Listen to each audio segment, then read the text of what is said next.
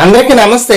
ఒళ్ళంతా చెమటలు, గదిలో ఉక్కపోత, చేతిలో పుస్తకం ఉన్న మనసు మాత్రం తర్వాత చదువుదాం అంటోంది.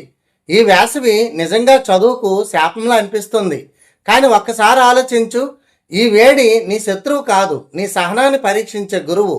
ఈ చెమట చుక్కలు రేపు నీ ఉద్యోగ నియామక పత్రంపై పడే ఆనంద బాష్పాలకు పునాదులు. ఇప్పుడు ఈ వేడిలో పుస్తకం పట్టుకుని అలసిపోవచ్చు, కానీ రేపు నీ చేతులతో అపాయింట్మెంట్ ఆర్డర్ పట్టుకోవాలంటే ఈరోజు ఈ వేడిని కూడా ఓర్చుకోవాలి. వేసవిలో కూడా కష్టపడిన వాళ్ళే తర్వాత కాలంలో ఫలితాలు అందుకుంటారు. నీ చుట్టూ చాలామంది విశ్రాంతి తీసుకుంటున్నారు, నువ్వు మాత్రం నీ భవిష్యత్తు కోసం పోరాడుతున్నావు. అదే నీ ప్రత్యేకత, అదే నీ బలం. ఈరోజు పడుతున్న చెమట రేపటి నీ గౌరవానికి విలువ తెస్తుంది. ఏపీడిఎస్సి నీ జీవితాన్ని మార్చే ఒక అవకాశం. వేడిని ఒక కారణంగా చూపించొద్దు, దాన్ని నీ విజయానికి సాక్షిగా మార్చుకో. ఒళ్ళంతా చెమటలు పెట్టినా పర్వాలేదు, నీకు డిఎస్సి ఉద్యోగం వచ్చే వరకు పుస్తకం వదలొద్దు. ఈ వేసవి కష్టం రేపటి టీచర్ అనే గర్వానికి దారితీస్తుంది.